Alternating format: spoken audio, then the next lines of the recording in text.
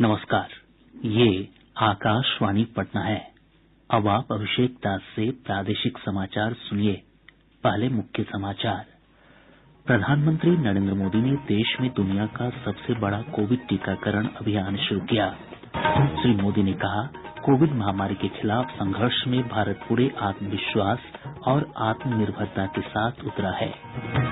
प्रदेश में 30 स्थानों पर लगभग 30,000 स्वास्थ्यकर्मियों को दिए गए टीके।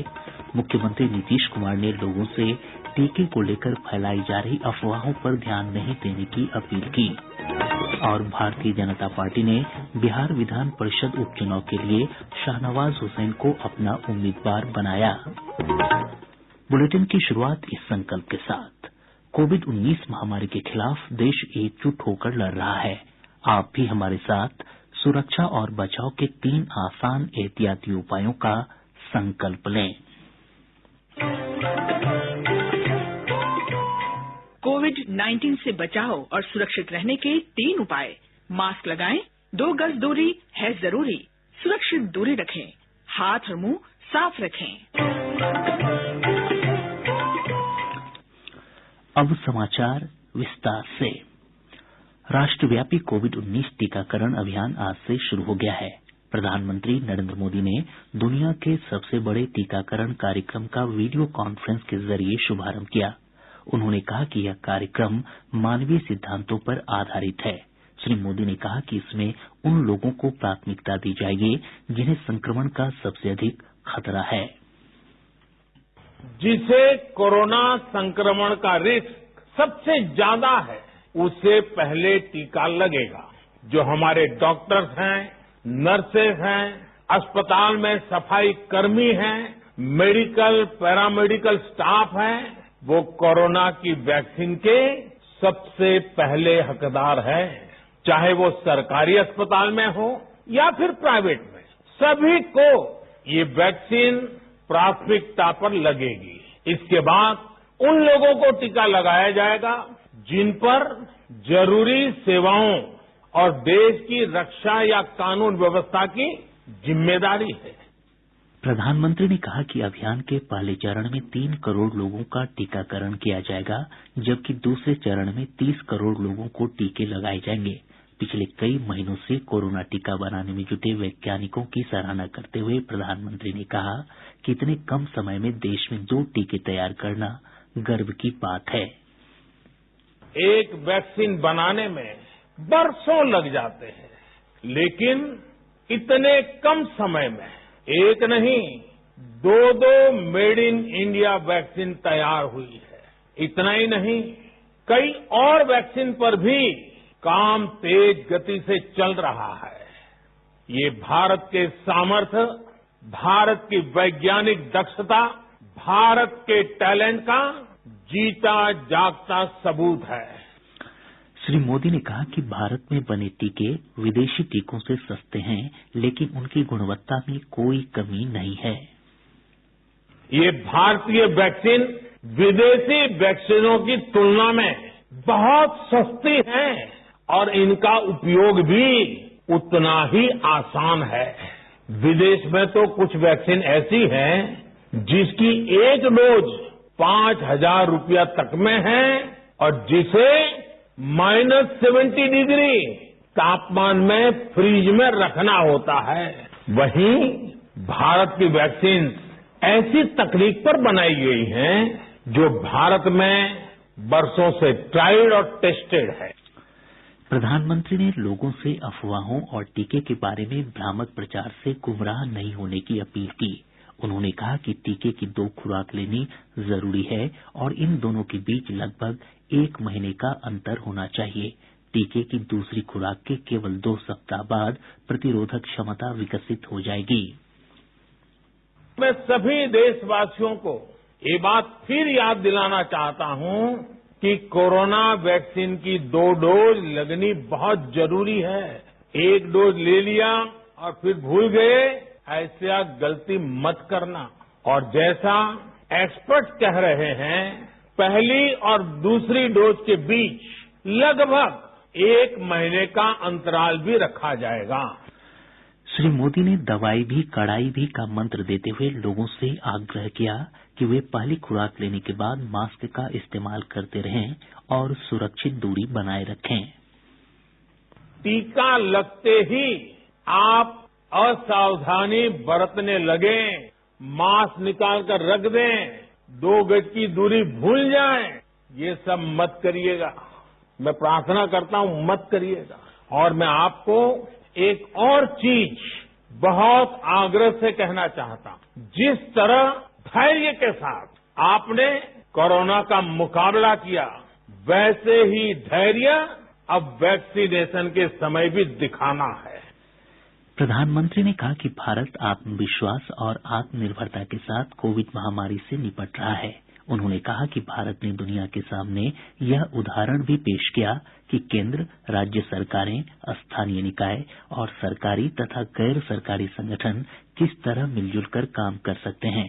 हमारे संवाददाता ने बताया है कि केंद्रीय स्वास्थ्य मंत्री डॉक्टर हर्षवर्धन दिल्ली के एम्स में टीकाकरण अभियान के शुभारंभ कार्यक्रम में शामिल हुए। सबसे पहले एक सफाई कर्मी को टीका लगाया गया। संस्थान के निदेशक डॉक्टर रणदीप गुलेरिया और नीति आयोग के सदस्य डॉक्टर वीके पॉल ने भी टीका लगवाया। इस अवसर पर डॉक्टर हर्षवर्धन ने कहा कि देश लोगों की भागीदारी के साथ कोविड के खिलाफ लड़ाई में सफल रहेगा। 1 साल से प्रधानमंत्री नरेंद्र मोदी जी के नेतृत्व में हम सब कोविड के खिलाफ लड़ रहे हैं और लड़ते लड़ते जंग सफलता की ओर बढ़ रही है। भारत के लोगों के मदद से, जिन्होंने ट्रायल्स में भी कॉन्ट्रीब्यूट किया, डॉक्टरों की मदद से, इंडस्ट्री की मदद से भारतीय वैक्सीन देश के अंदर उपलब्ध हुई है और ये वैक्सीन हमारी कोविड के खिलाफ जंग में एक संजीवनी का काम करेगी। डॉक्टर हर्षवर्धन ने कहा कि कोविड टीकाकरण अभियान भी पल्स पोलियो अभियान की तरह सफल रहेगा। प्रादेशिक समाचार आप आकाशवाणी पटना से सुन रहे हैं।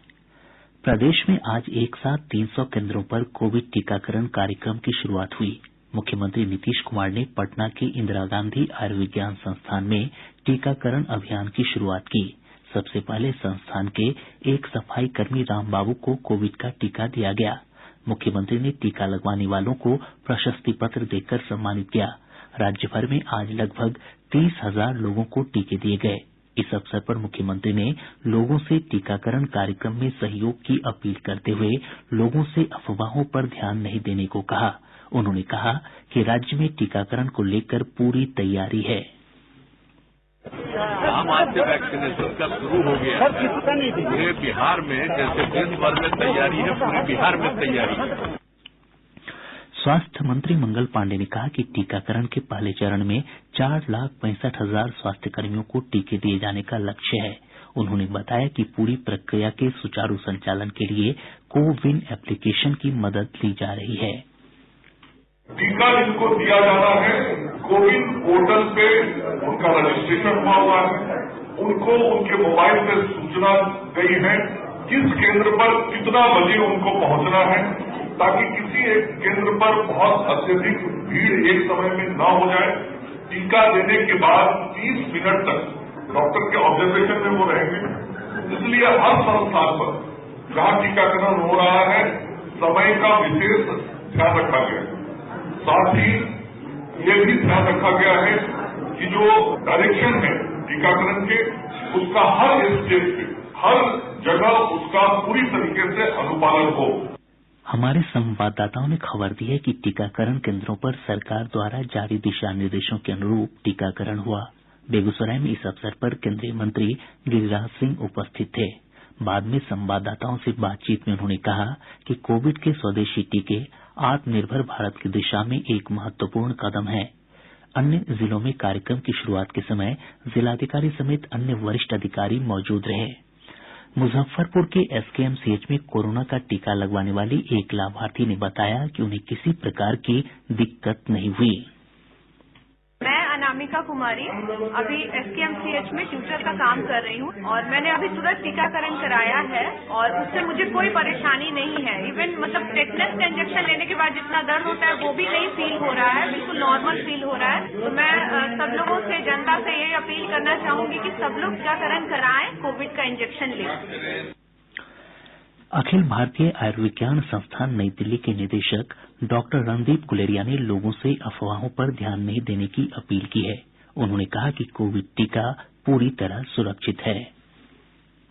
सोशल मीडिया में बहुत अफवाहें फैल रही हैं। कुछ कहते हैं कि वैक्सीन का ओरिजिन में पोर्क यूज हुआ है, कोई ये कहते हैं कि वैक्सीन से लोगों की इम्पोर्टेंसी हो जाती है या इससे न्यूरो डैमेज हो जाता है। तो 1 लाख से ज्यादा लोगों को वैक्सीन लग चुका है, चाहे वो ट्रायल में लगा हो या जब रोल आउट में लगा हो। और जो वैक्सीन यहाँ पे यूज हो रही है वो और देशों में भी यूज हो रही है। तो कहीं भी ऐसा कोई सिग्नल भी नहीं आया है कि किसी को सीरियस या सिग्निफिकेंट साइड इफेक्ट्स हुए हैं। इसलिए हमें पूरा विश्वास होना चाहिए कि ये जो वैक्सीन है जो हमारे साइंटिस्ट ने बनाई है, जिसपे रिसर्च हुई है, जिसपे सेफ्टी ट्रायल्स हुई हैं और वो जो बाहर भी यूज हो रही है वो सारी सेफ है और उसमें कोई ऐसे घबराने की बात नहीं है। प्रदेश में कोविड-19 से स्वस्थ होने की दर बढ़कर 97.93% हो गई है। पिछले 24 घंटों में 328 मरीजों को उपचार के बाद छुट्टी दी गई, जिससे स्वस्थ होने वालों की संख्या बढ़कर 2,53,186 हो गई है। वहीं इसी अवधि में 239 नए मामलों की भी पुष्टि हुई, जिससे कुल संक्रमितों का आंकड़ा बढ़कर 2,58,528 हो गया है। एक दिन में 4 लोगों की मौत के साथ ही राज्य में इस वैश्विक महामारी से मरने वालों की संख्या बढ़कर 1,453 हो गई है। राज्य में फिलहाल सक्रिय मामलों की संख्या 3,888 है। देश में कोविड से स्वस्थ होने की दर बढ़कर 96.56% हो गई है। पिछले 24 घंटों में 16,977 मरीज स्वस्थ हुए हैं। देश में संक्रमण से ठीक होने वालों की संख्या 1,01,89,000 से अधिक हो गई है। भारतीय जनता पार्टी ने बिहार विधान परिषद उपचुनाव के लिए शाहनवाज हुसैन को अपना उम्मीदवार बनाया है। पार्टी के राष्ट्रीय सचिव अरुण सिंह ने ये जानकारी दी। गौरतलब है कि पार्टी के वरिष्ठ नेता सुशील कुमार मोदी के राज्यसभा के लिए और विनोद नारायण झा के विधानसभा के लिए निर्वाचित होने के बाद दोनों नेताओं ने विधान परिषद की सदस्यता से इस्तीफा दे दिया था। इन दोनों सीटों के उपचुनाव के लिए नामांकन की प्रक्रिया जारी है। पूरा प्रदेश कड़ाके की ठंड की चपेट में है। कई हिस्से में कोल्ड डे की स्थिति बनी हुई है। मौसम विज्ञान केंद्र पटना के अनुसार अगले 3 से 4 दिनों तक मौसम के रुख में कोई खास परिवर्तन नहीं होगा। हालांकि औसत तापमान में 1 से 2 डिग्री सेल्सियस बढ़ोतरी की संभावना है। आज 5 डिग्री सेल्सियस न्यूनतम तापमान के साथ गया प्रदेश का सबसे ठंडा स्थान रहा। मुख्यमंत्री नीतीश कुमार ने आज जमुई में आयोजित 3 दिवसीय राजकीय पक्षी महोत्सव कलरव का विधिवत उद्घाटन किया। पर्यावरण, वन और जलवायु परिवर्तन विभाग की ओर से नागी नकटी पक्षी अभयारण्य में आयोजित यह राज्य का पहला पक्षी महोत्सव है। वैशाली जिले के महुआ थाना क्षेत्र के भरतपुर सिंघारा गांव में अपराधियों ने हाजीपुर व्यवहार न्यायालय के अधिवक्ता शिवरंजन झा की गोली मारकर हत्या कर दी। घटना से आक्रोशित अधिवक्ताओं ने हाजीपुर में विरोध प्रदर्शन कर अपराधियों की जल्द से जल्द गिरफ्तारी की मांग की है। इधर दरभंगा जिले के तिरकेश्वर थाना क्षेत्र अंतर्गत भुसकोरवा गांव में अपराधियों ने एक युवक की गोली मारकर हत्या कर दी। हत्या से आक्रोशित लोगों ने सड़क जाम कर प्रदर्शन किया। और अब अंत में मुख्य समाचार एक बार फिर। प्रधानमंत्री नरेंद्र मोदी ने देश में दुनिया का सबसे बड़ा कोविड टीकाकरण अभियान शुरू किया। श्री मोदी ने कहा, कोविड महामारी के खिलाफ संघर्ष में भारत पूरे आत्मविश्वास और आत्मनिर्भरता के साथ उतरा है। प्रदेश में 300 स्थानों पर लगभग 30,000 स्वास्थ्य कर्मियों को दिए गए टीके। मुख्यमंत्री नीतीश कुमार ने लोगों से टीके को लेकर फैलाई जा रही अफवाहों पर ध्यान नहीं देने की अपील की। और भारतीय जनता पार्टी ने बिहार विधान परिषद उपचुनाव के लिए शाहनवाज हुसैन को अपना उम्मीदवार बनाया। इसके साथ ही आकाशवाणी पटना से प्रसारित प्रादेशिक समाचार का ये अंक समाप्त हुआ। कोविड-19 से बचाव और सुरक्षित रहने के 3 उपाय। मास्क लगाएं, 2 गज दूरी है जरूरी, सुरक्षित दूरी रखें, हाथ और मुंह साफ रखें।